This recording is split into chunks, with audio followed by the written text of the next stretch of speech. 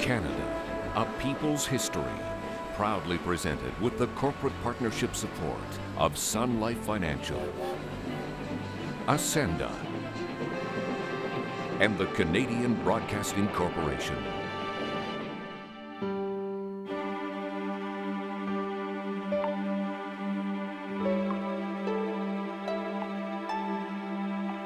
In the age of Queen Victoria, doctors prescribe a dark and powerful medicine to patients who are in pain.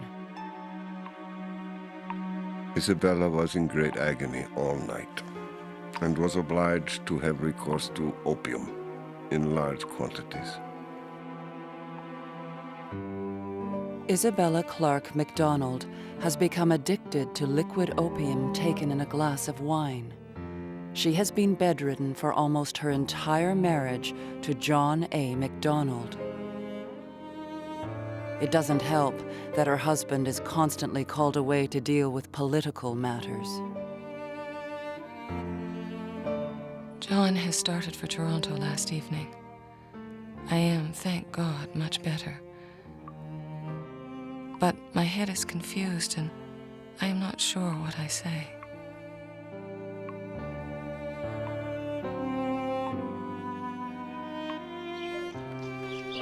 The MacDonalds moved to Bellevue House in Kingston, hoping for a new beginning. But Isabella never recovers.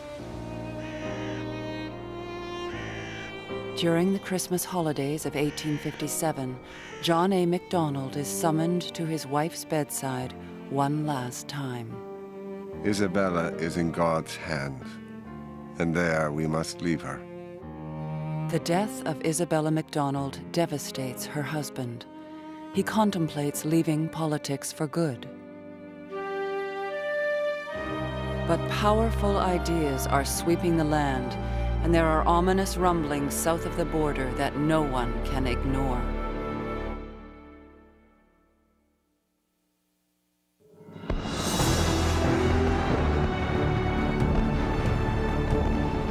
Against a terrifying backdrop of civil war, 33 men must settle the fate of the Queen's colonies in British North America. It is a story of powerful personalities and a bitter political stalemate. One man, accused of treason in his youth, has become a passionate defender of the British Crown.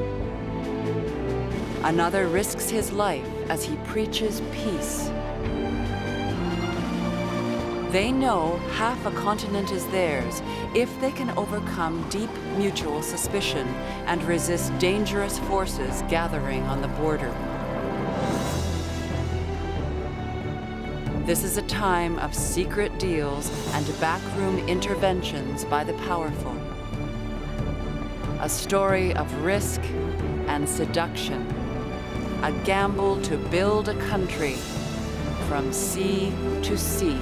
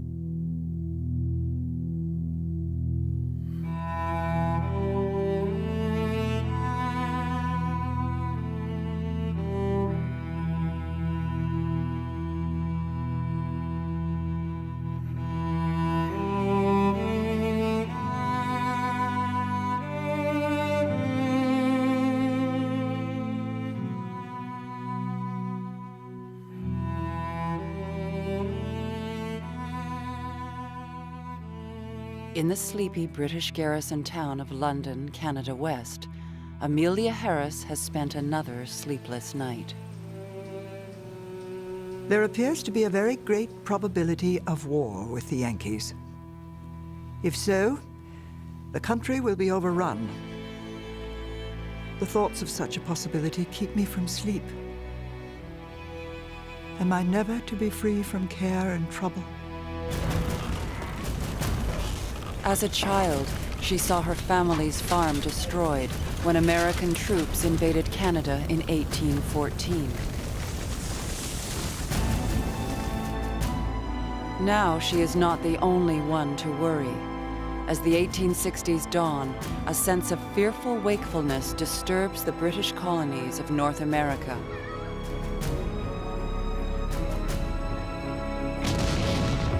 Civil war has erupted in the United States. It will become the most destructive conflict the world has ever seen. There are barely 4 million people in the colonies. Most live within striking distance of the American border, in the province of Canada and the colonies along the Atlantic. On their doorstep, a nightmare of slaughter. The northern states against the slave-owning South. Brother pitted against brother.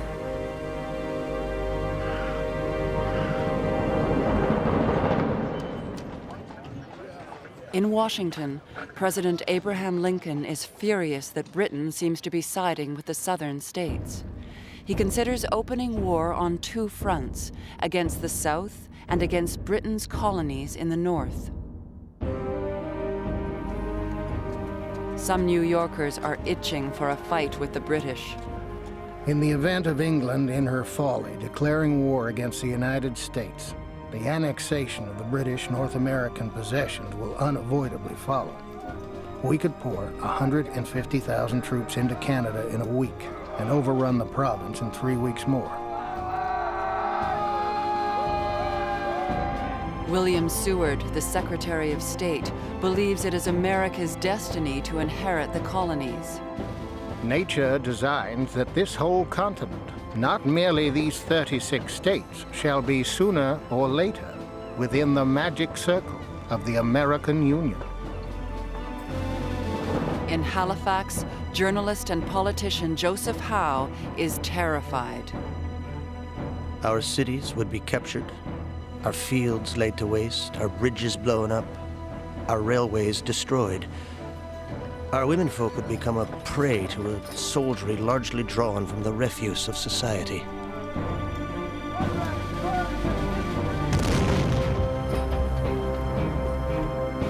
But the people of British North America have no intention of being overrun. While the British Army readies itself for war, volunteers turn out in droves for the local militia. Amelia Harris also remains vigilant, for she knows the horrors of war. Mr. Griffin returned today disgusted with everything he had seen in the States. He brought his pocket full of rings, taken from federal soldiers' letters in the dead letter office at Washington. They say the rings are made from the bones of rebels' legs. They are worse than savages.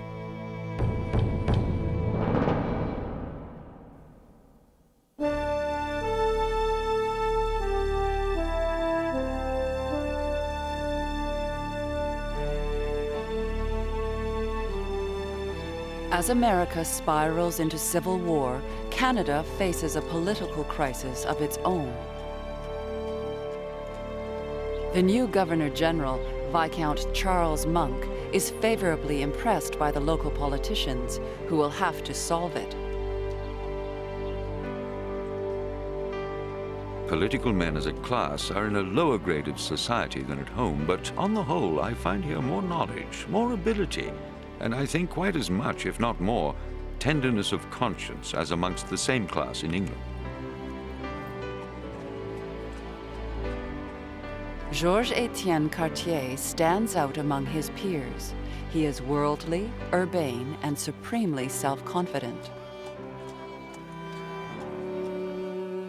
Around his neck, he wears a pendant with a picture of Napoleon. I am a French Canadian. I love my race and naturally have a certain preference for it. But as a politician, I can be partial to others too. Cartier is utterly at ease with the elite of Montreal, French and English. Financier Hugh Allen often meets with him. Cartier was not a man with whom you could talk very much, because in all interviews with him, he generally did most of the talking himself. And you could with difficulty say anything.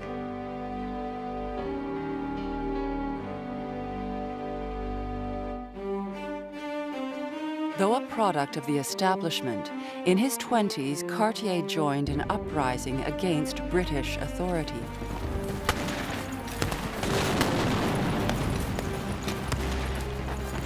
For his role in the Patriot Rebellion, he was charged with treason.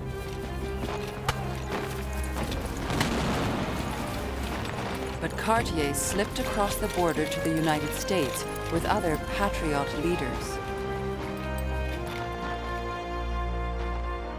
There, he had a change of heart. Georges-Étienne Cartier, refugee, wrote to the colonial governor, swearing his eternal allegiance to the Queen.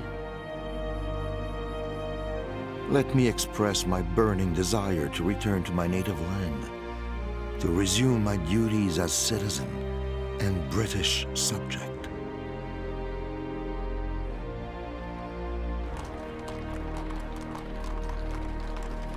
The former rebel now devotes his energies to a new cause, making Montreal a great commercial center of the empire. The establishment warmly welcomes him back. This city is inspired by the spirit of progress. Nothing can stop it from one day becoming the rival of all the great American cities. He makes an advantageous marriage to Hortense Fabre, uniting two families with deep roots in French society. But it is a loveless and lonely marriage. Hortense is austere, religious, and deeply uncomfortable in social settings. Even family friends find her distant. She was ill at ease in the world. And I'm inclined to think she would have been happier in a convent, providing she could be its mother superior. Just as her husband was happy in politics, as long as he was in charge.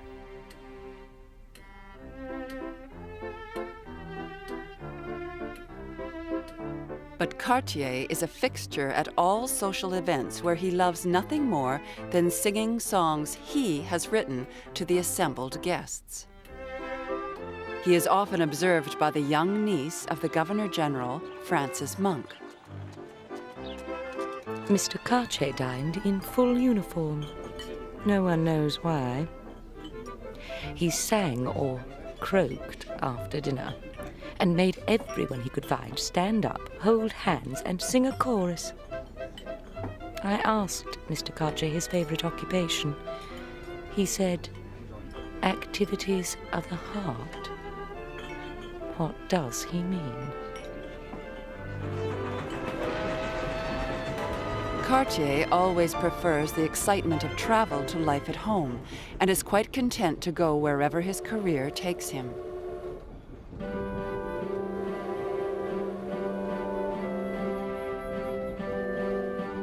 Voters will elect him again and again as their representative.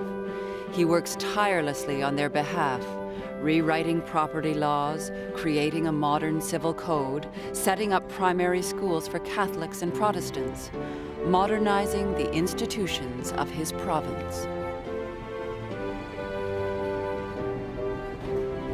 Wherever Cartier goes, the interests of French Canada are never far behind.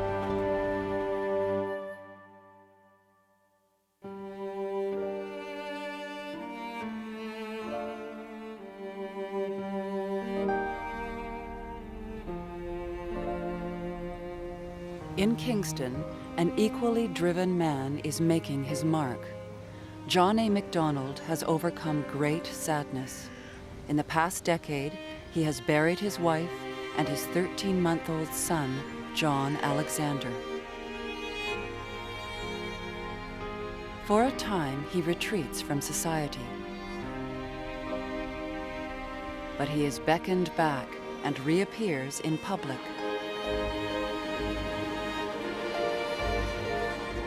And is noticed at the theater by a young woman named Susan Agnes Bernard. I remember distinctly how he looked. A forcible yet changeful face, with such a mixture of strength and vivacity, with his bushy, dark, peculiar hair as he leaned on his elbows and looked down.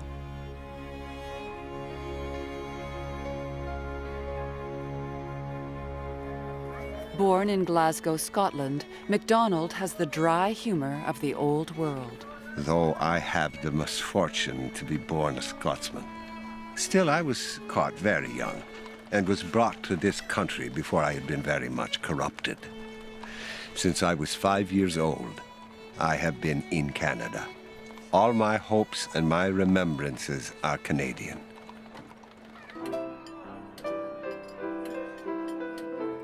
From the earliest days, he reveals a genius for political persuasion, often around a dinner table or parlor. Amelia Harris is not impressed. The dinner is called a success. A great many people were there. The ministry stayed until very late and were very tipsy. They were Mr. Morrison, and Mr. Sidney Smith, and Mr. John A. Macdonald. They knocked each other's hats off, tore each other's coats, and did several equally clever things. What a pity to see such men at the head of affairs in Canada. But even when at play, Macdonald is always at work. Politician Hector Langevin admires his political savvy. Macdonald is a sly fox. He's a well-read man, ingratiating, clever, and very popular. Macdonald is also calculating. To keep his Kingston seat, he joins the notoriously anti-Catholic Orange Lodge. But his career depends on an alliance with Catholics and French speakers. Politics is a game requiring an utter abnegation of prejudice and personal feeling. If we get the right man in the right place, it does not matter what his race or religion might be. Cartier and Macdonald become allies in the 1850s. Together, they overcome the fatal flaw of the Canadian Union, the tendency for Upper and Lower Canada to thwart each other's ambitions. I believe in John A. Macdonald's sincerity. It is lucky indeed that two men should meet who are in such perfect agreement over how to govern the United Province of Canada. Cartier and Macdonald share bold ideas. They want to build a transcontinental railway, and they muse about uniting all the British North American colonies, claiming the whole northern half of the continent. But a powerful obstacle stands in their way. An Upper Canadian rival who accuses Macdonald of selling out his own people to the French.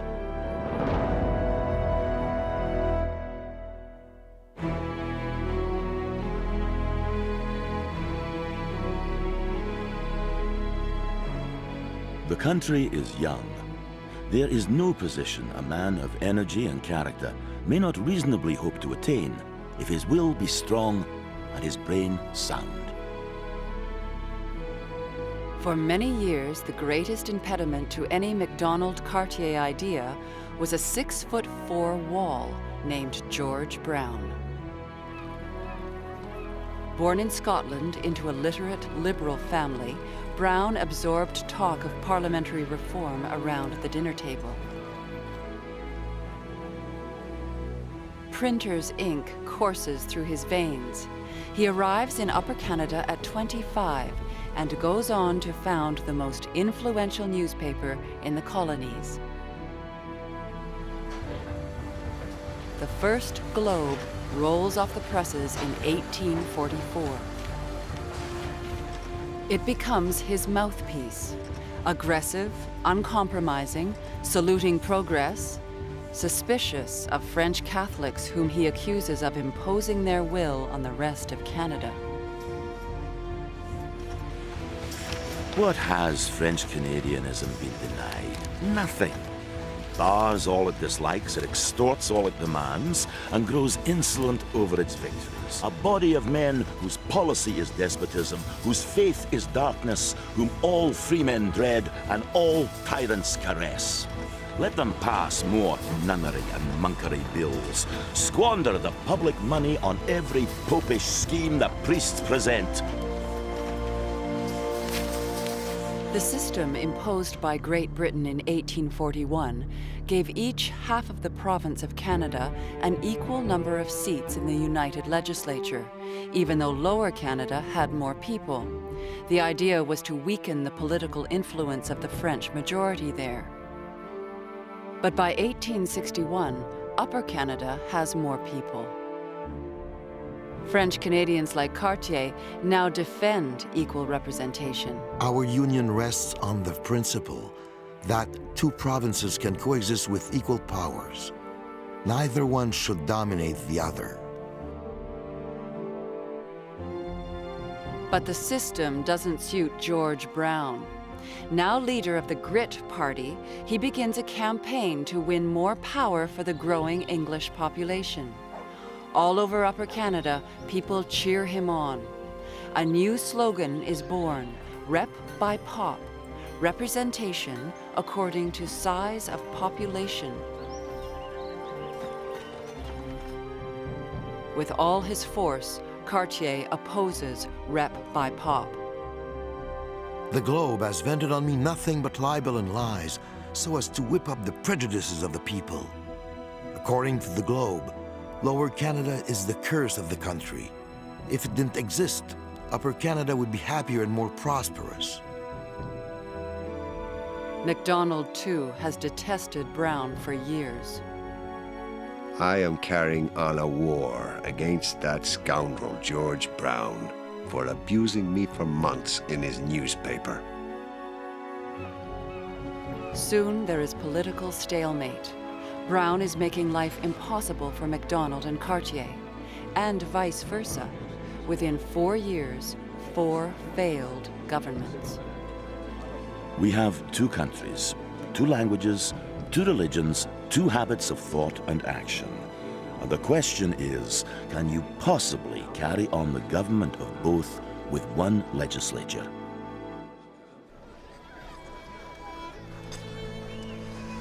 Winter 1862.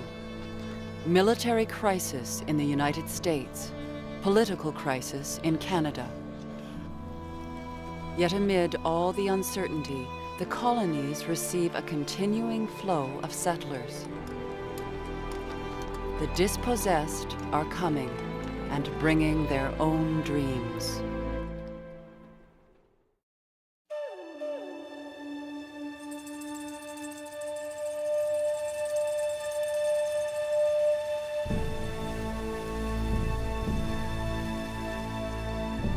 The first peoples of British North America are scattered across the land. On the west coast, and on the prairies, where Indian nations mix with the Métis, children of the fur traders and their Indian wives.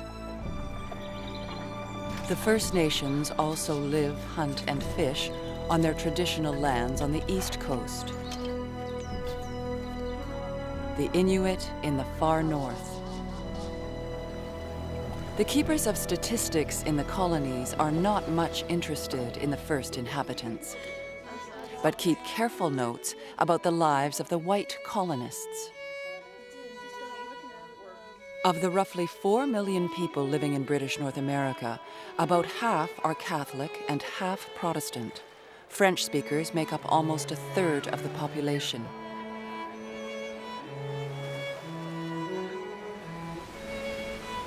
Most people marry in their 20s. Men promise to provide for the family, and women agree to submit to the authority of their husbands. Women have no more legal rights than their children. The average couple has 6 to 8 children. Often, families lose one or more of them to disease.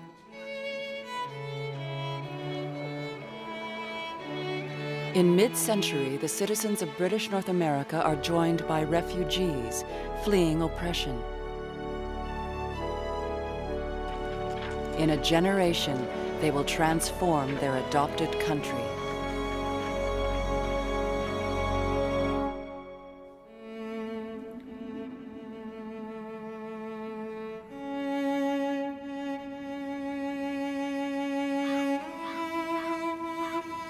I'm on my way to Canada, that cold and distant land. The dire effects of slavery I can no longer stand. Farewell, oh master, don't come after me. I'm on my way to Canada, where colored men are free.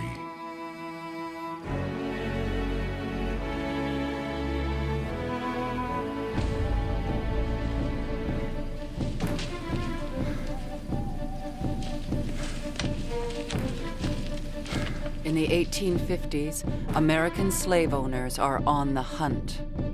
A vicious new law gives them the right to pursue escaped slaves anywhere they want in the United States. Even northern cities are no longer safe havens.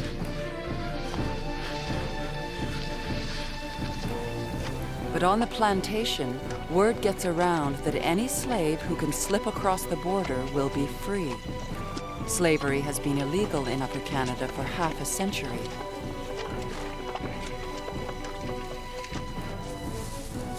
Fearing a mass exodus, slave owners spread rumors of their own. Canada is a barren country. Abolitionists are cannibals. They get you darkies up there, fatten you up, and then boil you. For those willing to risk everything for a chance at freedom, Harriet Tubman will lead the way to Canada. There are 2 things I had a right to: liberty or death. If I could not have one, I would have the other, for no man should take me alive.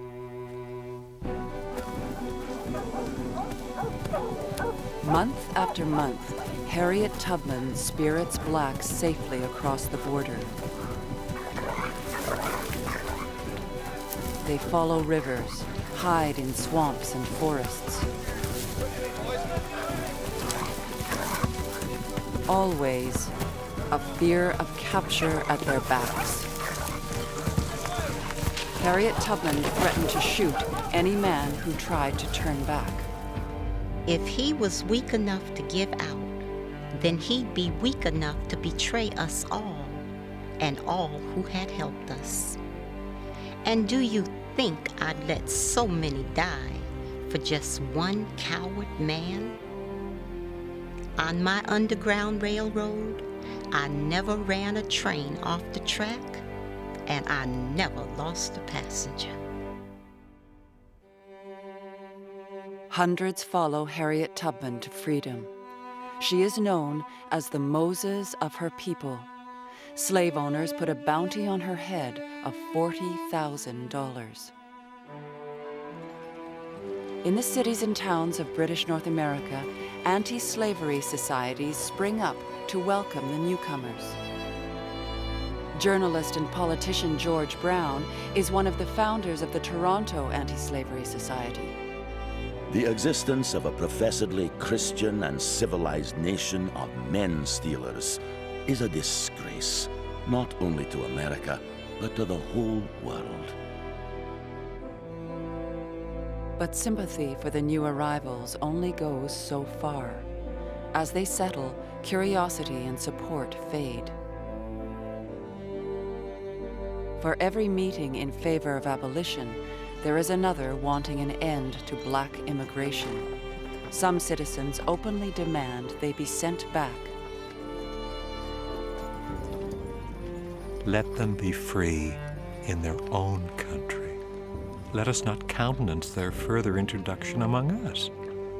In a word, let the people of the United States bear the burden of their sins.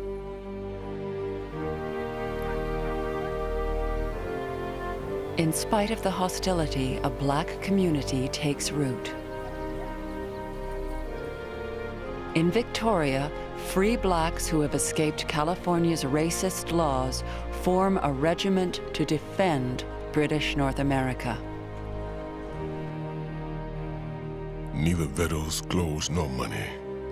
I received only a welcome. That was all I wanted, and I was thankful to get it.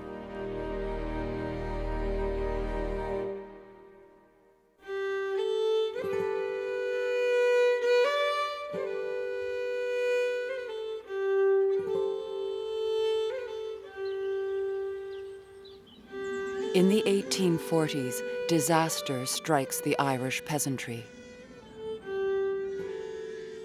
The potato crop fails. Year after year, famine haunts the land. Unable to pay their rent, families are evicted from their homes by ruthless landlords, often at the end of a battering ram. By the time the worst is over, 1 million people will have died of disease and starvation. Survivors are forced to emigrate.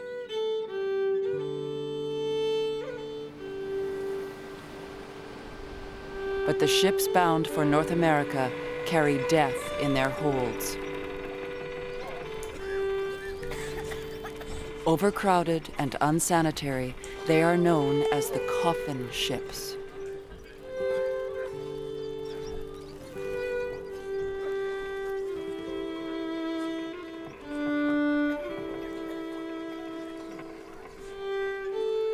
The conditions in steerage horrify cabin passenger Robert White. Passing by the main hatch, I glimpsed one of the most awful sights I ever beheld. A poor female patient was lying in one of the upper berths, dying. I recollected remarking the clearness of her complexion when I last saw her in health shortly after we sailed. She then was a picture of good humor and contentment. Now, how sadly altered. She had been nearly 3 weeks ill and suffered exceedingly until the swelling set in, commencing at her feet and creeping up her body to her head. Her afflicted husband stood by her, holding a blessed candle in his hand and awaiting the departure of her spirit.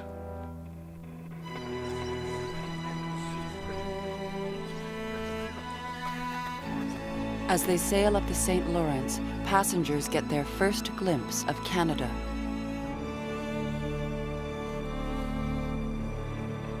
But the ships flying the flag of disease do not dock at Quebec, but at a windswept island called Gros Isle. We landed upon the Isle of Pestilence, and climbing over the rocks, we passed through the little town and by the hospitals, behind which were piles upon piles of unsightly coffins.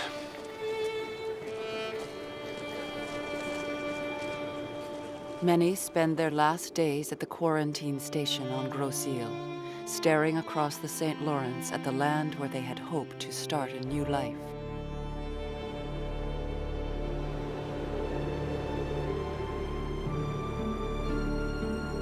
In 1847, 50 a day die of typhus, passengers and crew. 6,000 are buried on land or at sea. Robert White never forgets the words of one man kneeling at the grave of his wife. He said, "By that cross, Mary, I swear to revenge your death. As soon as I earn my passage home, I will go back and shoot the man that murdered you. And that is the landlord.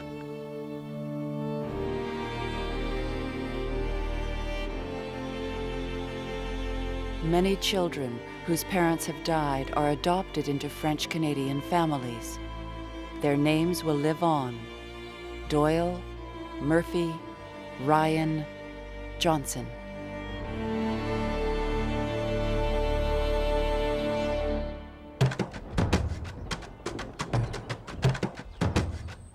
In Ireland, the famine gives rise to a movement called Young Ireland, whose members swear to free their country from Britain by any means, even armed rebellion. A young writer named Thomas D'Arcy McGee joins the movement. I am one of those who are called Young Ireland, a body of men whose worth will be better known 10 years hence than it is now. But the British don't wait. They quickly suppress the planned rebellion. McGee becomes a wanted man with a price on his head. Wanted, Thomas D'Arcy McGee, 5'3" in height, black hair, dark face, delicate, thin man. But McGee has fled to New York.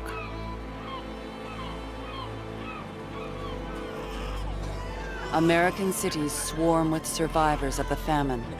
Destitute, often sick, they meet resentment and prejudice. In the United States, there is no more sympathy for Ireland than for Japan. The people hate the Irish immigrant for his creed, despise him for his poverty, and underrate him for his want of learning. These are years of sadness for McGee and his wife Mary. Years haunted by poverty, intolerance, and the deaths of 3 of their children.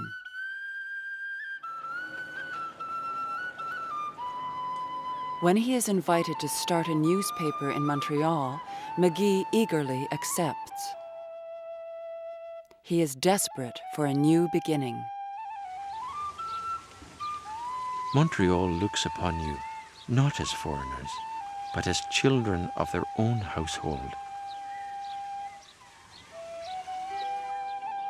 Within a year, the Irish of Montreal have helped elect him to Parliament.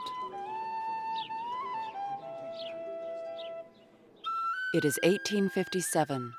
Wiser and sadder at 32, D'Arcy McGee has left his revolutionary past behind. A new dream now inspires him. The one thing needed for Canada is to rub down all sharp angles and to remove those asperities which divide our people on questions of origin and religion. I look to the future of my adopted country with hope, though not without anxiety.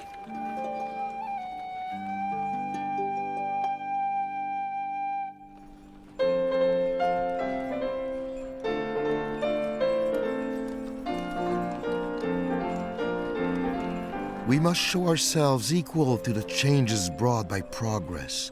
We are at the beginning of a new era that will eclipse all that has come before. In the early 1860s, Montreal is in the throes of an economic revolution. It is a place where people can transform themselves.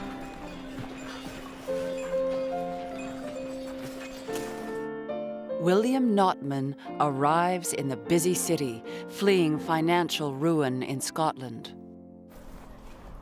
But instead of seeking a steady job, he tries his hand at a fascinating new invention, the camera. Là le bon vent, là le joli vent, là le bon vent, ma amie m'appelle. Là le bon vent, là le joli vent, là le bon vent, ma amie m'attend. Derrière chez nous y a un étang, derrière chez nous y a un étang. 3 beaux canards s'en vont baignant. Notman's lens captures an age of innovation, one that will change lives in many ways. Across British North America, innovators and risk-takers see potential fortunes in all the new technology.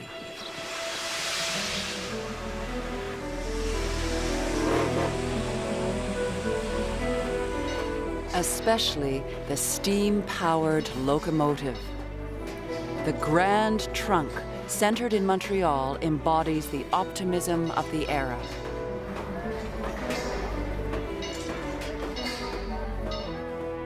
Politician Georges-Étienne Cartier is also the Grand Trunk's lawyer. Montreal is destined to become the great supplier of the West. Without railroads and canals, it would never be able to attain this glorious position.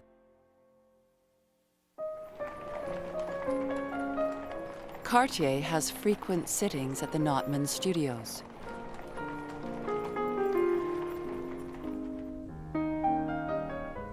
By now, William Notman has refined techniques that are making him famous.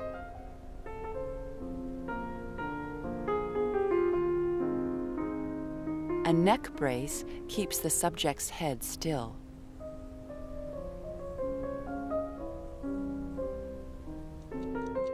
The tiniest movement during the 30 seconds it takes to record the image will blur the perfection of the finished photograph.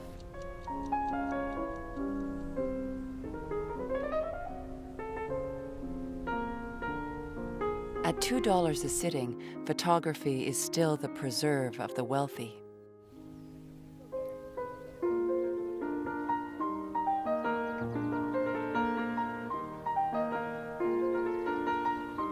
In 1860, the Prince of Wales visits British North America and has his picture taken by William Notman, who can now boast he is photographer to royalty. In just a few years, he has spawned one of the most successful businesses in North America. But for all the stories of success, there are others of deprivation and upheaval.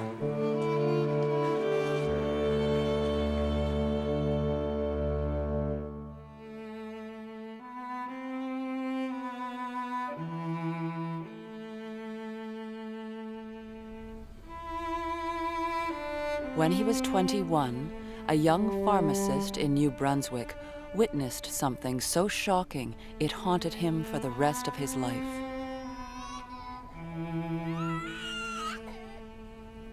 The cry of a small girl etched itself on the memory of Samuel Leonard Tilley. There lay the mother, weltering in her own blood, her little children crying around her, and the husband and father under arrest for murder. And rum, the cause of it all.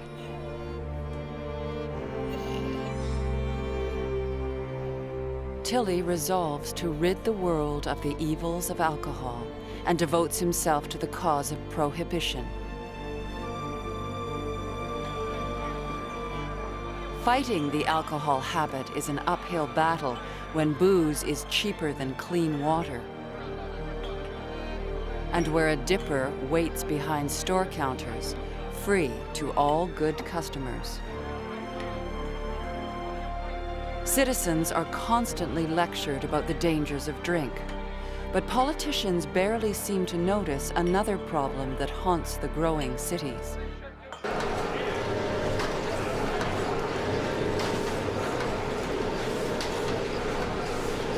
In the 1860s, the poor are drawn to the new steam-powered factories, hungry for work of any kind. The owners hire anyone who will keep their machines turning, old and young.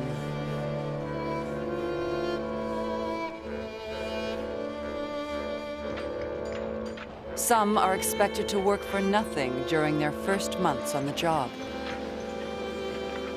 and the troublesome ones are beaten. If a child did something, like look to one side or another, the boss would say, "You will pay 10 cents for that."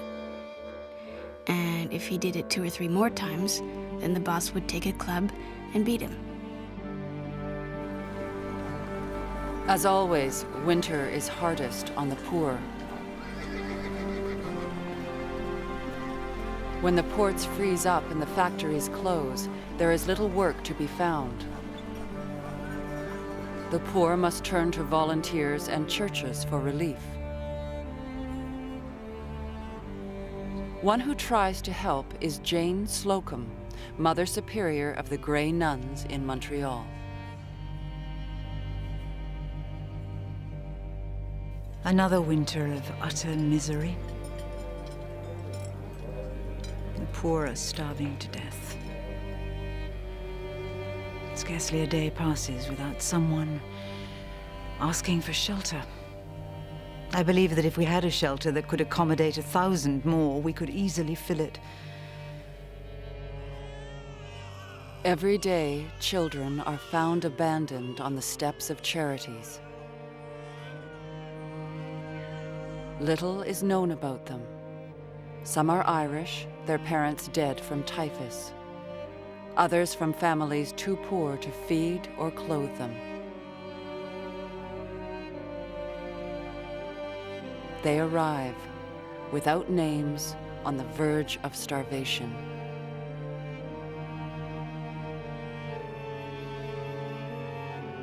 The number of poor abandoned children is also rising considerably. Can you believe we took in 729 last year? Incredible, isn't it? The Grey Nuns do their best to keep the foundlings alive. They name them, baptize them, comfort them at night, and watch them die. Alfred, born January 17th, deceased Joseph February the Antoine. 2nd. Born January 17th, deceased born January 19th, deceased February 5th. Born January 19th, deceased February 23rd.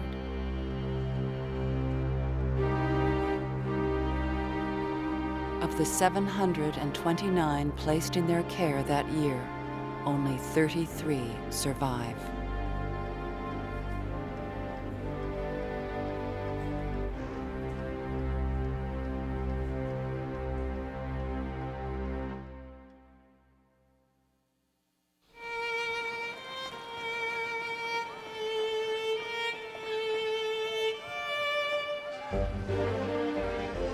In 1862, George Brown set sail for England on an extended holiday. He is 44, an upright, cheerless bachelor. He has not been home for 25 years. He will return transformed by his travels. On one of his stops, he looks up an old schoolmate. The two spend long hours discussing publishing and politics. But Brown is distracted by his friend's sister. Anne Nelson is 32, speaks French and German, and reads philosophy. She has an artistic eye and a cosmopolitan outlook. Within weeks, they marry. How well I remember every event of that day. The walk to the station to meet you, the hope and the fear, the despair and the joy. Changing every hour until all was settled in that delightful walk. In London, he will also take the time to study political masters at work. He learns how weary some British politicians have grown of their colonial burdens. One radical member of Parliament blurts out what others are thinking. I wanted the Canadians clearly to understand that England would not be sorry to see them depart from her tomorrow. Brown returns from London with a new sense of urgency. I come back with a better knowledge of public affairs and with a more ardent desire to serve.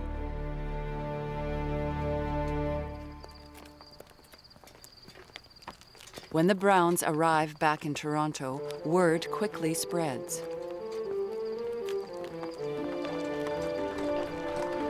As she steps into the carriage, Anne Nelson Brown is astonished to hear that thousands are gathering nearby, waiting for her husband. He quickly prepares a few words, themes he will often repeat in the days to come. After 6 months' visit to the noblest and best governed land on earth, I feel more than ever the necessity for Upper Canadians of all shades of political opinion to unite. I trust that whenever the great interests of Canada are at risk, we will forget our merely political partisanship and rally around the cause of our country. Forget the minor differences which have The man who has stood for sectionalism is suddenly calling for compromise and cooperation. Canada. We will pay more regard to the MacDonald decides to seize the moment. He and Cartier extend a hand to Brown.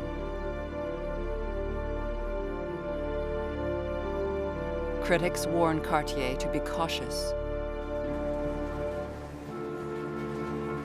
Journalist Médéric Langteau believes Cartier is falling into a trap. In the embrace between the Upper Canadian rhinoceros and L'Île Georges Etienne, we fear the latter has been gobbled up by the former.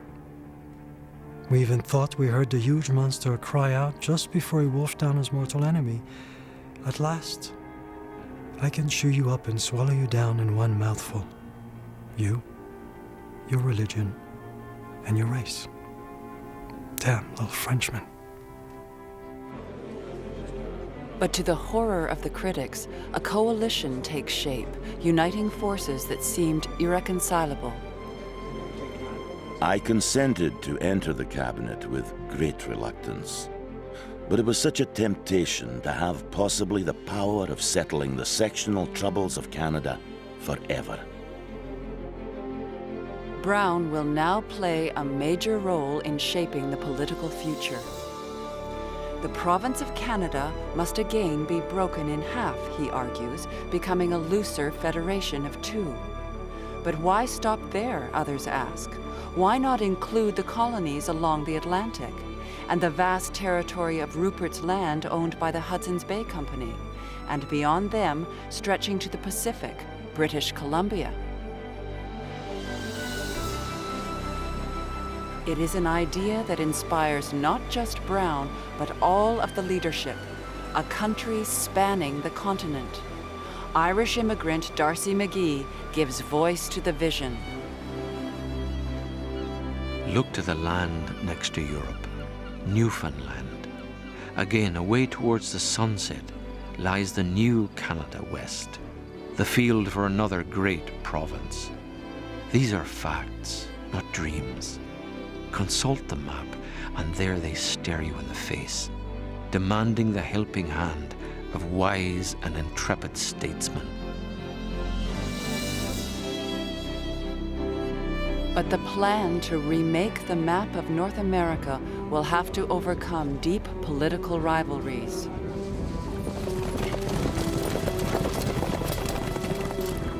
And face unexpected enemies.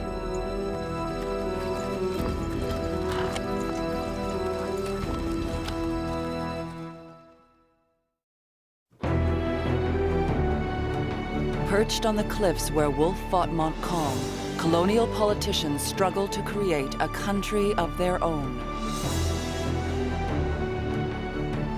The passionate supporters of Confederation, determined to succeed. The desperate campaign to stop it.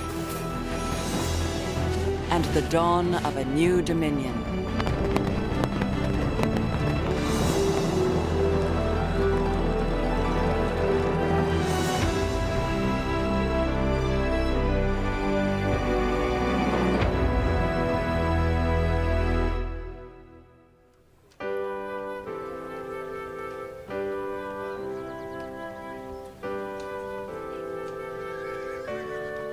In the fall of 1864, something happens in Charlottetown that will be remembered for decades.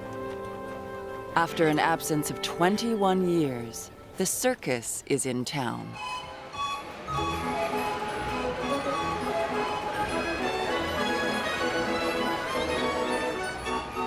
Ladies and gentlemen, Playmaker and Nichols Olympic Circus.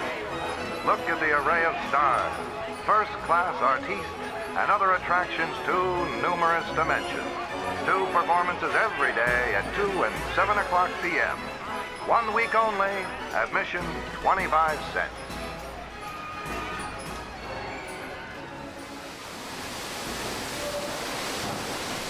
Days earlier, a boat has set off along the St. Lawrence bound for Charlottetown. On it, the most influential politicians in the province of Canada. George Brown is now in a coalition with a man he previously called a dried-up political weasel. He and John A. Macdonald have decided to tolerate each other. He has also made peace with a man he used to call a damnable little French Canadian, Georges-Étienne Cartier.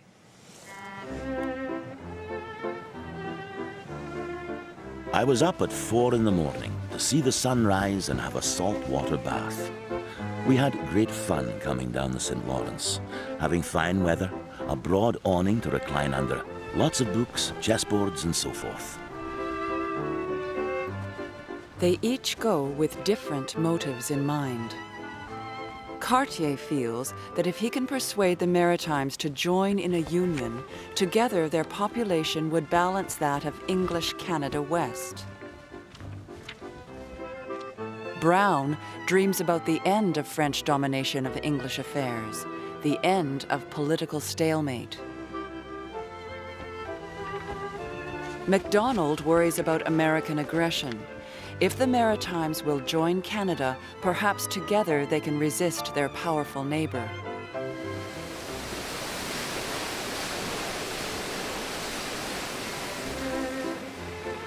They are 8 cabinet ministers, 3 secretaries, and with them, securely fastened in the hold, $13,000 worth of champagne. Persuasion will take many forms. We were running along the coast of as pretty a country as you ever put your eyes upon. About noon, amid most beautiful scenery, we came suddenly on the capital city of the island. But when they drop anchor in Charlottetown, no one is waiting for them. Everyone, it seems, is at the circus. Finally, they are noticed, and a small rowboat goes out to greet them. The maritime politicians are conducting their own meetings to explore maritime union.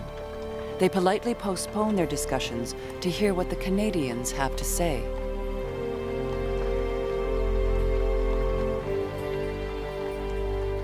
For several days, behind closed doors, they talk. Separated and isolated, the Canadians argue, the colonies are vulnerable, economically weak. Together, they could build a railway from the Atlantic to the Pacific. They are amazed to discover they see the world much the same way. But mostly, they come to know each other when they adjourn for the day, as they stroll in the woods or drink champagne by the sea. In a matter of days, the Maritimers and Canadians have persuaded each other of the advantages of union. What kind of union and on whose terms remain to be seen, but they are giddy with success. When I think of the nation we could become, if all the provinces were under one government, I see the emergence of a great Anglo-American power. As the delegates board their boats and the circus packs up, everyone is elated. But good intentions will soon be tested when the real work of nation building begins in Quebec City.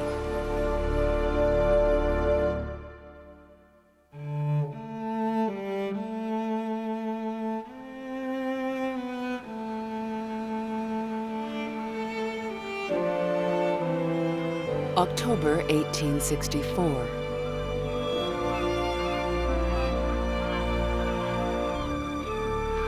Summer has given way to a chilly autumn.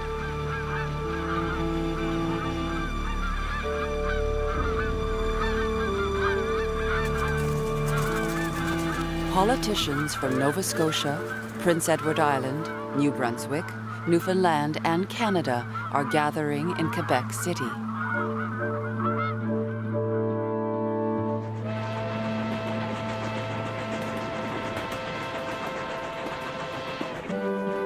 Many arrive by train, rarely a smooth or pleasant experience.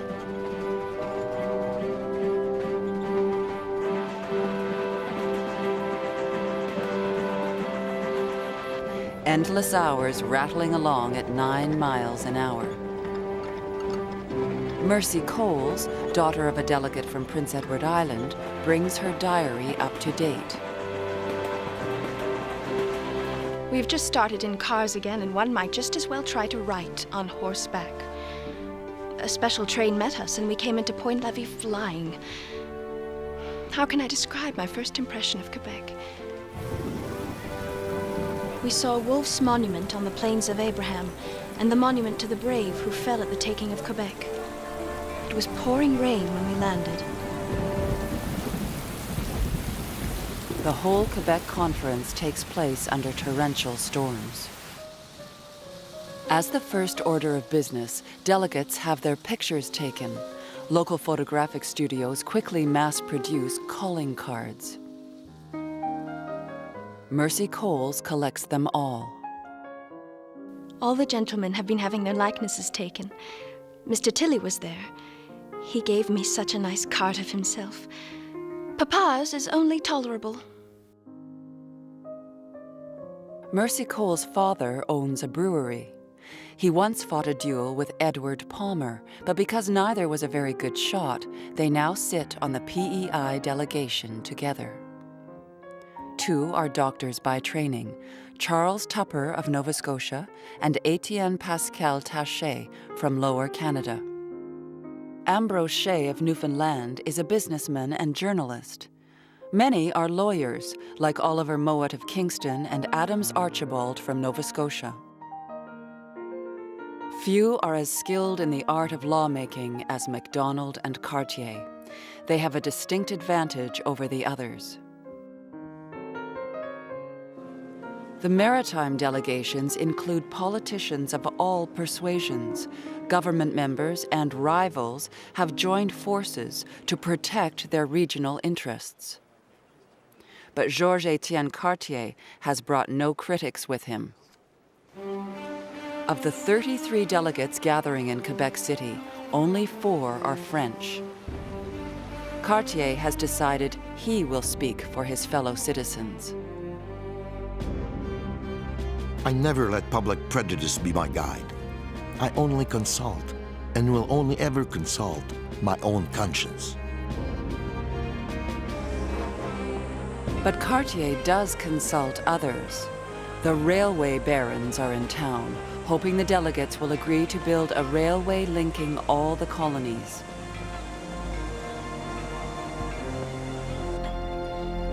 They spare no expense entertaining on their private cars, making the politicians as comfortable as possible. Cartier's most powerful critic is alarmed by the meeting in Quebec. Antoine-Aimé Dorion leads the Rouge Party. The Grand Trunk people are behind all this. It is nothing more than another railway project designed to make a few people rich. But the delegates work mostly on their own, free even of London's influence. Most of what happens in the room overlooking the St. Lawrence is kept secret, but a few notes taken during the conference survive.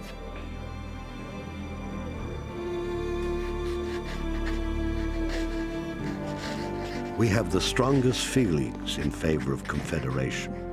And as Newfoundland stands as the key to the Atlantic, it is in the interest of Canada that we should not be taken hold of by any foreign power. Separated as we are, we cannot defend ourselves. It would be a great question if England would send an army to defend any province from invasion. When we bring the country together, all our means would be united to repel an enemy. We must, therefore, become important, not only to England, but in the eyes of foreign states, and especially of the United States, who have found it impossible to conquer 4 million of Southern whites. Our united population would reach that number. Is this the time for union? Now is the time, or we may abandon the idea in despair. While the politicians spend long hours and days trapped in the conference room, their wives, children, and servants tour Quebec. They visit the Quebec Seminary to view scientific advancements. How light can now be seen as energy. Microscopes that measure with mathematical precision. And the famous pendulum of Foucault, proving to almost all doubters that the Earth rotates in constant, predictable patterns. For 3 weeks, the conference continues. And for 3 weeks, Mercy Coles spends each day dreaming of the evenings. The governor's ball is to come off tonight. They say it is going to be such a crush. Major Bernard tells me we are to have grand times. The first word, almost, he said, was, "I hope you have brought the irresistible blue silk."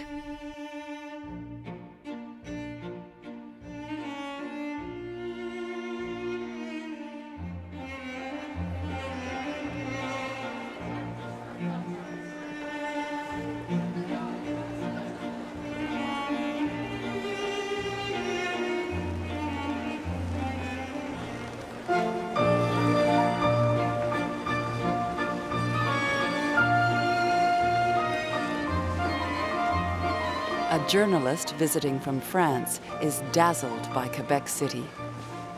I am leading a very dissipated life indeed. Grand balls in the evening, endless concerts. Young and old, everyone mingles together. The Governor General's niece, Frances Monk, casts a more cynical eye on the scene. I danced with Dr. Tupper, Prime Minister of Nova Scotia, who trembled with nervousness as I whirled him through the Lancers. Old Coles is, I believe, a retired butcher, and oh, so vulgar I could not describe him. He is grey-haired and red-faced, and looks as if his legs were fastened on after the rest of his body to support his fat. George Brown quickly retreats from all the fun. I have just come from a grand ball given by the Executive Council. It went off very well, but to me was an insufferable bore. I've come to my quarters weary and worn, and with a shocking headache. In the corridors and lavishly decorated rooms, delegates sometimes meet in smaller groups. John A. MacDonald and Kingston lawyer Oliver Mowat do much of the work drafting the clauses in the evenings in their rooms. 50 of the 72 resolutions are written behind closed doors, chiefly by MacDonald. I must do it all alone, as there is not one person connected with the government who has the slightest idea of the nature of the work. MacDonald's fingerprints show. He tries to make sure that Ottawa dominates the new federation. We have given the federal legislature all the great subjects of legislation. We thereby strengthen the federal parliament and make the Confederation one people and one government.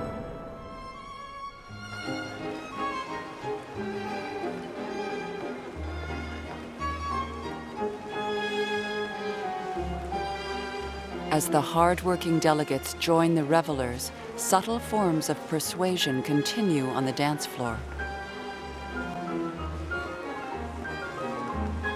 Edward Whelan, a delegate from PEI, watches the politicians at work. The cabinet ministers, the leading ones especially, are the most inveterate dancers I have ever seen. They do not seem to miss a dance during the livelong night. They are cunning fellows, and there's no doubt it is all done for a political purpose. They know that if they can dance themselves into the affections of wives and daughters of the country, the men will certainly become an easy conquest.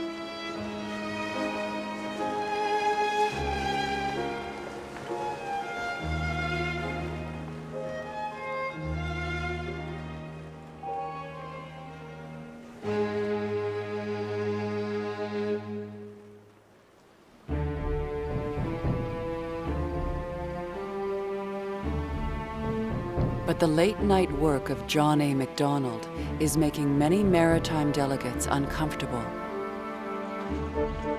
Prince Edward Islanders feel increasingly isolated. They had wanted the Canadians to help them settle a century-old problem, buying out absentee landlords who own most of the island. But the leading Canadians are not listening anymore. Every motion seems to go against the interests of the smallest colony. It may be said that Confederation will go on without Prince Edward Island, and that we may eventually be forced in. Prince Edward Island would rather be out of the Confederation than consent to this motion. Other maritimers fear Ottawa has been made all-powerful, the provinces weak. Edward Chandler of New Brunswick doesn't like the direction the conference is taking. I object to the proposed system. You are proceeding to destroy the constitutions of the local governments. Tilly of New Brunswick is also alarmed.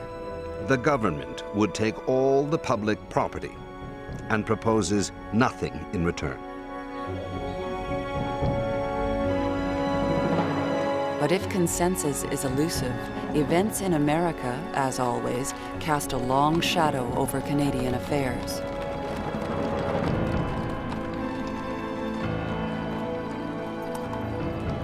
Midway through the conference, Governor General Monk is called away to a crisis unfolding on the border.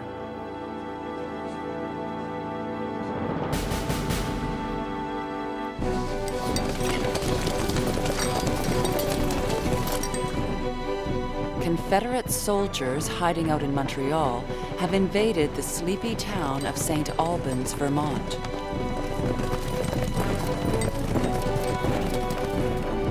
They hold up several banks and flee back into Canada. For a time, they escape justice. Finally, Governor General Monk orders out the militia, and the raiders are arrested on Canadian soil. But far from condemning them, Montrealers seem fascinated by the Confederate robbers and their leader, Bennett Young. Even the judge doesn't take the crime very seriously and lets them go free. They even keep some of the stolen money. Americans clamor for retaliation. The Chicago Tribune urges the North to invade Canada. Take Canada by the throat and throttle her. As a St. Bernard would, a poodle pup. The crisis gives fresh impetus to the delegates in Quebec. As the conference draws to a close, Macdonald once again hammers home the need for a strong central government. For the sake of securing peace to ourselves and our posterity, we must make ourselves powerful.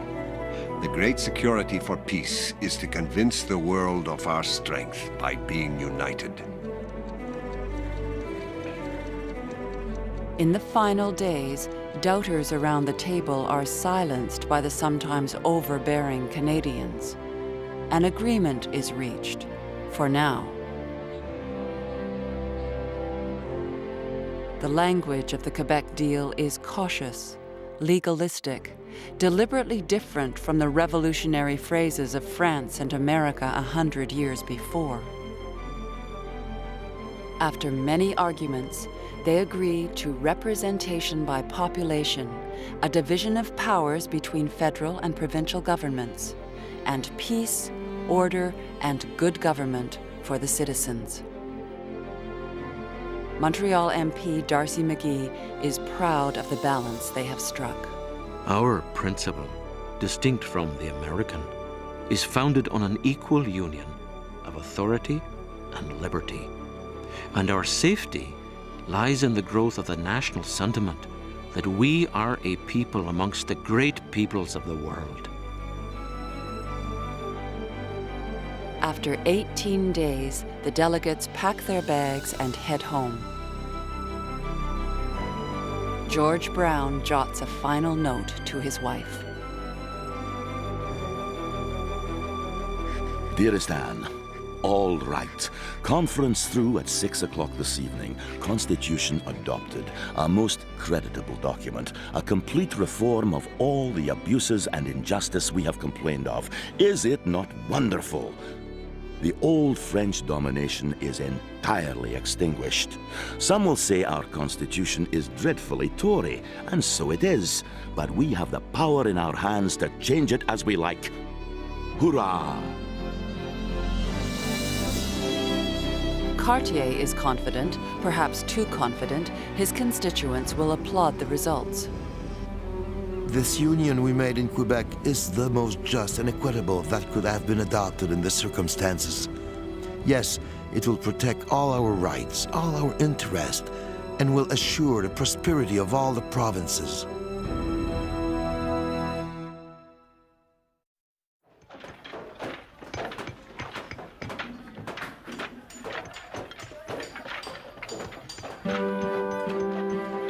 In Ottawa, a magnificent structure is taking shape.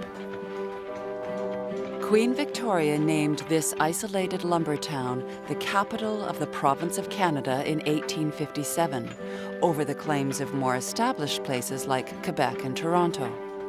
The choice of Ottawa makes everybody equally unhappy, except possibly Ottawa's stonemasons.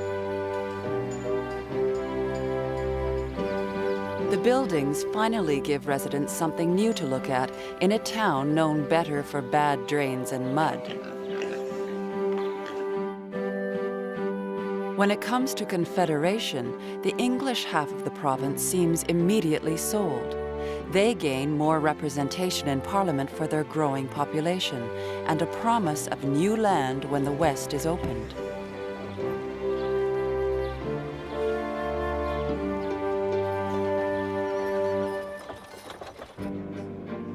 But in French Canada, Cartier's opponents are rising up. Clubs like the Institut Canadien echo with speeches dismissing Confederation. The most biting sarcasm comes from Rouge politician J.B.E. Dorion. Before Union, we had one Englishman standing in front of us. Now, we have one in front and one behind. With Confederation, we will still have one in front and one behind, and one on each side, and maybe even one sitting on our head. It is not merely a fight between old political rivals.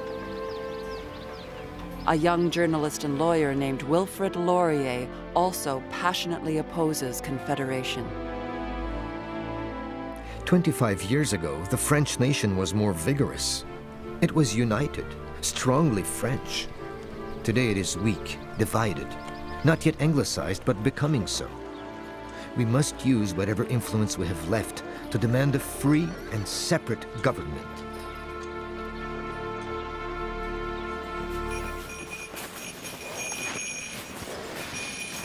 In the winter of 1865, the Rouge go from community to community, trying to stir up opposition. But their leaders do not have a clear alternative to offer. In the far-flung communities across French Canada, there is little time for distant political battles.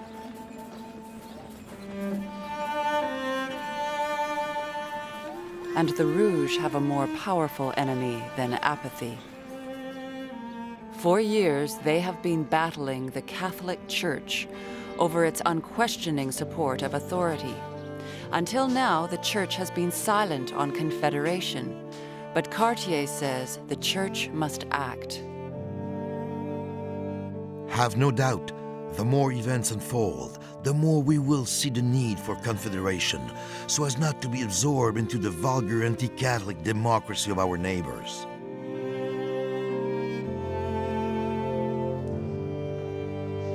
Most of Quebec's bishops agree.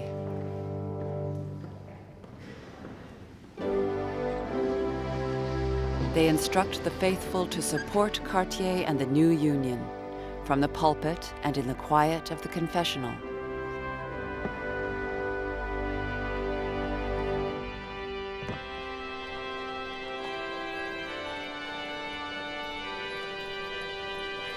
One eager priest reports on his efforts to Bishop Louis-François Laflèche. I gave my parishioners clear instructions, which were followed pretty well. I told them that they could not, in all conscience, vote for men they knew to be opposed to the new government.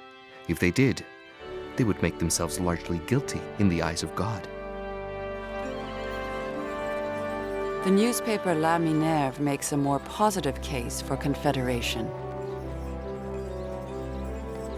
The glory of our nationality is not in isolation. It is in struggle and combat. Do not let us seek to enclose our nationality by a horizon without grandeur. Confederation will render us free and masters of our own domain. In the end, Cartier and MacDonald put the deal to a vote in the provincial legislature. It passes easily, 91 in favor, 33 against, but the members from French ridings are split down the middle.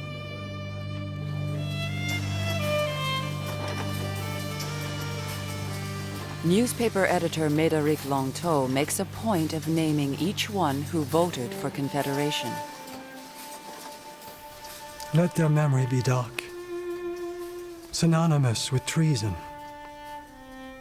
Those whose names we mark in black must never know peace, no respite, until they're spared our hatred by death or repentance. The people of the province never vote on the resolutions themselves, but in the next general election, proponents of Confederation are massively re-elected. The Rouge know they have lost.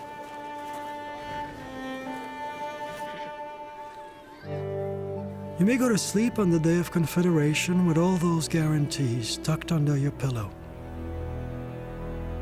But will you find them there when you wake up?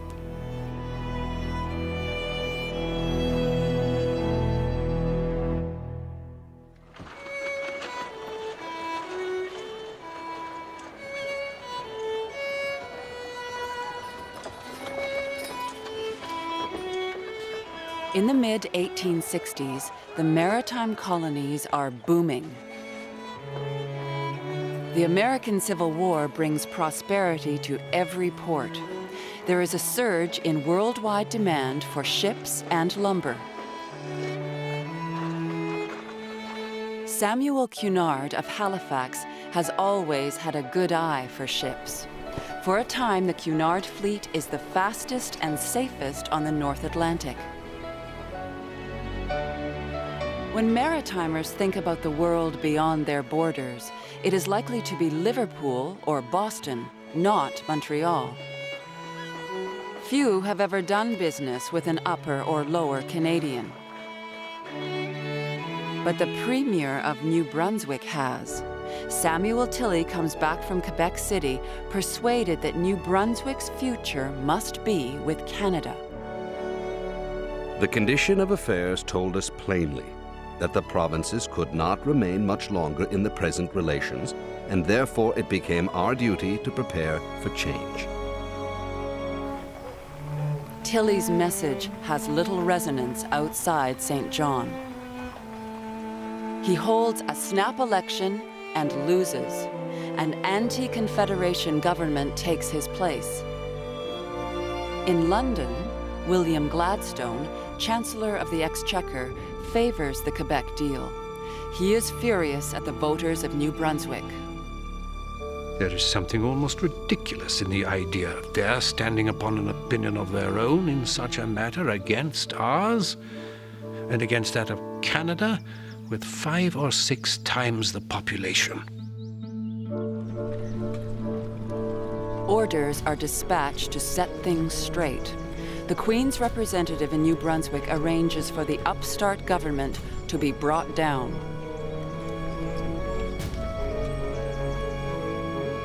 But Tilley needs money to get re-elected. He turns to his new friend. My dear MacDonald, I think we can, with good management and means, carry a majority in the province. It will require some 40,000 or 50,000 to do the work in all our counties. In Montreal, a company with deep pockets heeds the call.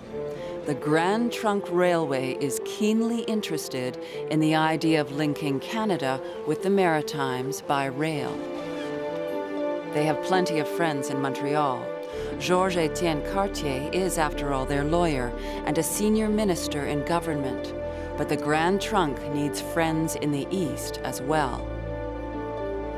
C.J. Bridges, the railway's general manager, promises utter discretion in the campaign to re-elect Tilley.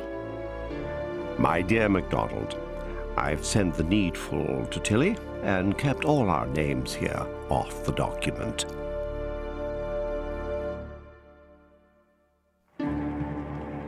In Nova Scotia, more trouble is brewing. Charles Tupper takes pride in the deal he made in Quebec and hopes it will quietly sail through the legislature in Halifax. And it might have, except for the efforts of one man. Have we not seen enough of federations? Shall we not draw wisdom from the errors of others? For several months, readers of the Morning Chronicle are entertained by the skewering of Confederation, renamed Botheration. The letters are unsigned, but everyone knows they could only come from one very witty and learned citizen. Though no longer in office, Joseph Howe is much loved as the man who brought responsible government to Nova Scotia.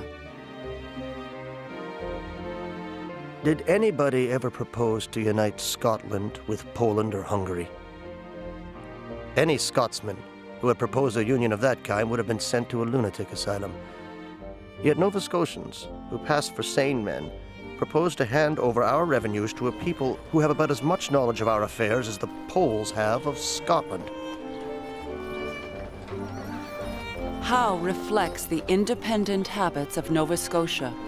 The economy is strong. The shops are busy. He argues Confederation could ruin this happy equilibrium. But a new threat from the South is about to upset the balance once again. In April 1865, the world wakes up to startling headlines.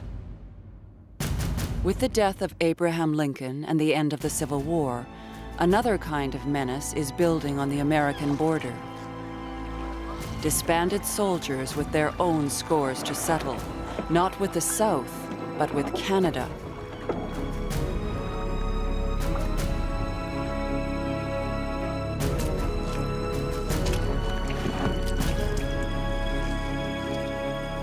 For years, the Fenian Brotherhood has been preparing to do battle with the British Army in North America. Tie the enemy down, while brothers back home fight to rid Ireland of the English. Some are battle-hardened veterans of the Civil War. Others, just boys recruited off the streets of New York or Boston, barely old enough to shave. They are just a few hundred, but brag they will capture Canada. Militia are called up to repel them all across British North America.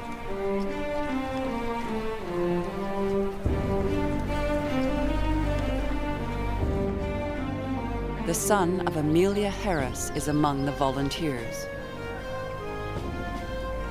This evening, Colonel Shanley's battery of artillery and 3 companies of volunteers left for Sarnia.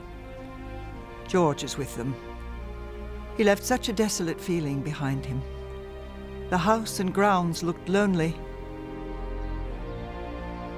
but the loneliness was in my own heart.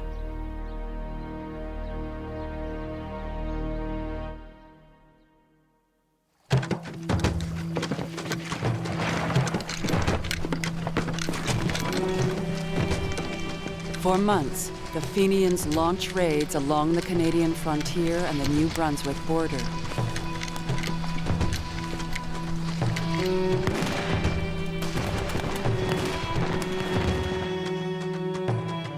They leave a few dead in their wake, buried in the fields where they fall.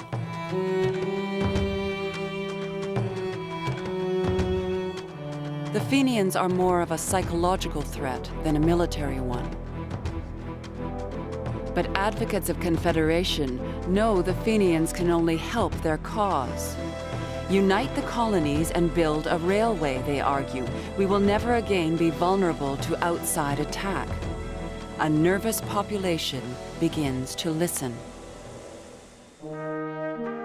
Tilley and the pro-Confederationists are re-elected in New Brunswick. And in Nova Scotia, feelings swing more in favor of Confederation. Tupper arranges it so that no vote is taken on the actual Quebec deal. Instead, a resolution is passed embracing the principle of Confederation. Supporters have won the day in Nova Scotia, New Brunswick, and the Canadas. In Ottawa, a structure is nearly complete that looks as if it will house not just a provincial assembly, but a national parliament. Now there is one last hurdle to face: across the ocean.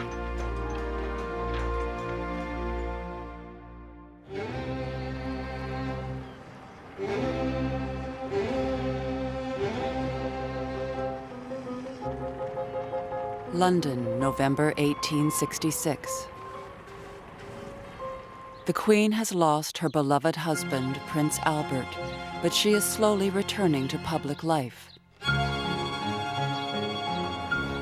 The city is a dazzling sight for the visiting colonials. Cartier, the best tailored of the group, buys most of his clothes in London. In the best establishments, shirts are hand-woven from the finest Egyptian cotton. Cartier also orders dresses for his mistress, Luce Cuvillier. He has been having a very public affair with her for years. The two often travel overseas together. John A. Macdonald is also delighted to be back in the great city. While out on a stroll, he spots a familiar face in the crowd. Until now, Agnes Bernard has spurned his advances. He hopes she will reconsider in this exotic setting. Delegates from Nova Scotia, New Brunswick, and Canada have checked in at the Westminster Palace Hotel. No one has come from Newfoundland or Prince Edward Island, where the deal is in disfavor. They are here to hammer out the final details of their accord. It is complex legal work. One delegate spends time doodling. At the Colonial Office, Sir Frederick Rogers takes careful note of the visiting colonials. MacDonald was the ruling genius and spokesman, and I was very greatly struck by his power of management and adroitness. The French delegates were keenly on the watch for anything which weakened their securities. The Nova Scotia and New Brunswick delegates were very jealous of concession to the Arriere province. The slightest divergence from the narrow line already agreed on in Canada was watched for as eager dogs watch a rat hole. Only one important change to the Quebec deal is made in London. At the request of English Protestants from Quebec, a new article is quietly inserted giving them special rights. MacDonald feels they must wrap up their work before other changes are demanded. The delays are taking their toll as he writes to his sister. My dear Louisa, for fear that an alarming story may reach you, I may as well tell you as it occurred. Cartier, Galt, and myself returned from Lord Carnarvon's place in the country late at night. I fell asleep and was awakened by intense heat. I found my bed and curtains all on fire. All the bedclothes were blazing. I then went to Cartier's bedroom and, with his assistants, carried all the water in 3 adjoining rooms into mine. My shirt was burnt on my back, and my hair, forehead, and hands scorched. MacDonald spends Christmas in bed with severe burns to his shoulder.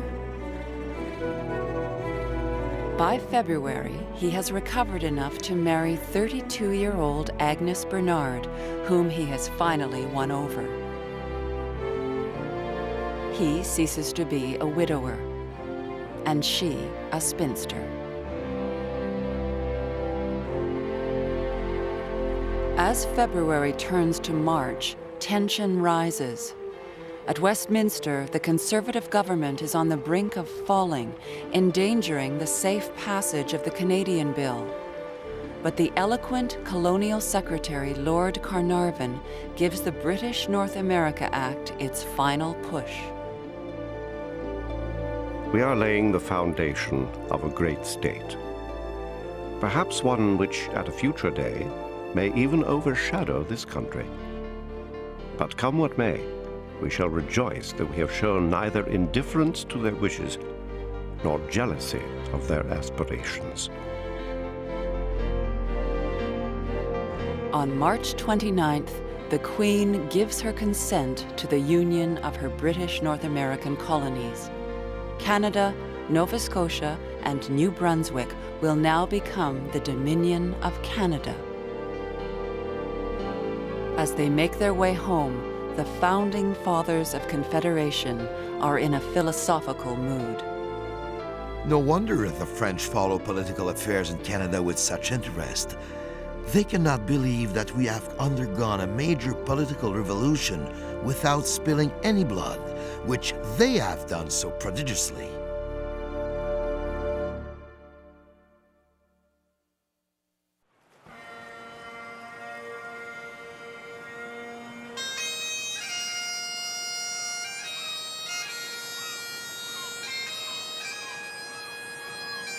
What kind of Canada did the citizens of the new Dominion wake up to on July 1st, 1867?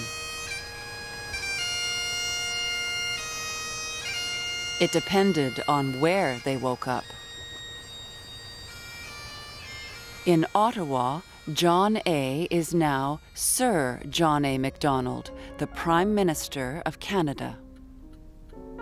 His handsome office on Parliament Hill has all the modern conveniences, gas lights and running water.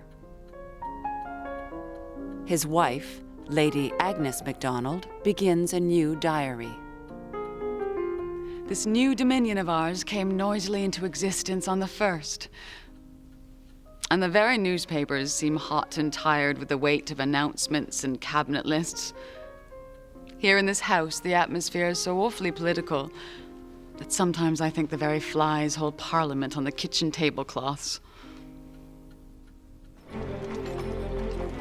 In Toronto, at the Globe office, George Brown has been up all night. At 7 a.m., he finally settles on a modest 9,000-word ode to the new country. With the first dawn of this gladsome midsummer morn, we hail the birthday of a new nationality. Everywhere, it is a dazzling, sunny day. The citizens of Upper Canada now live in a province called Ontario. The reverberations of a brass band can be heard in every town. In Kingston, a crowd gathers to ring in the new country. In Quebec City, a cannon is fired on the Plains of Abraham.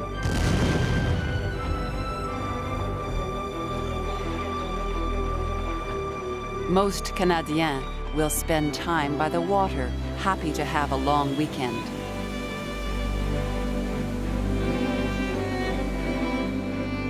In Montreal, La Minerve, the paper most closely associated with Cartier, describes the country he has helped bring into being.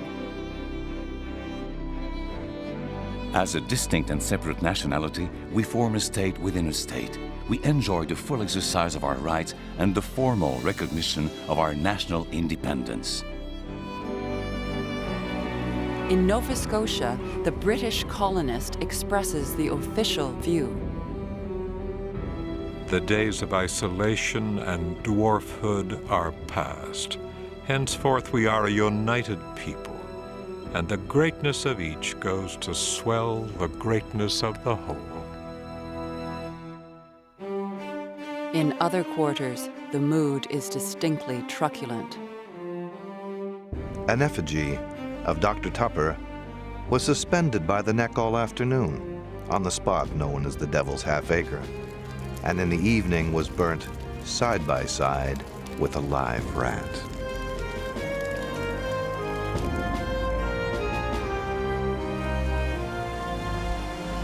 On this July 1st, Prince Edward Islanders have little to celebrate. No agreement has been reached on buying back their farms from absentee landowners. Like Newfoundland, they have not entered Confederation for now. Not until 1873 will PEI celebrate July 1st with the rest of Canada.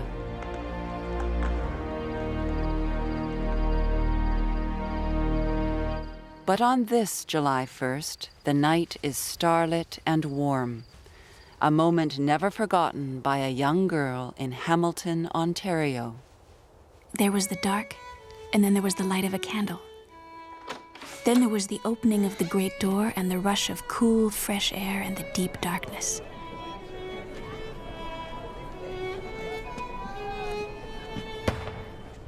"Oh, look," said a voice. The sky was suddenly full of shooting stars.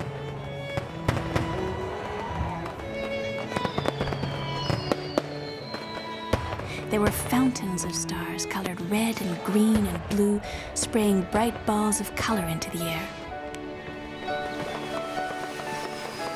There were some which tipped their colors into the air to mirror them in the water.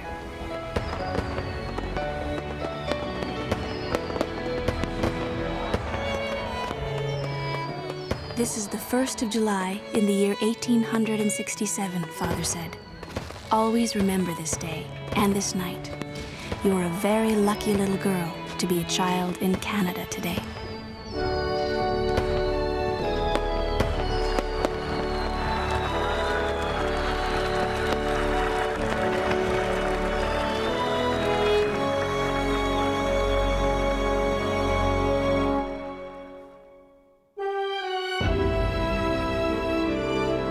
Next on Canada, A People's History. The trials of the New Dominion. The murder that tested the tolerance of a nation. A prairie province born of an armed uprising. And the completion of a dream. Canada from sea to sea.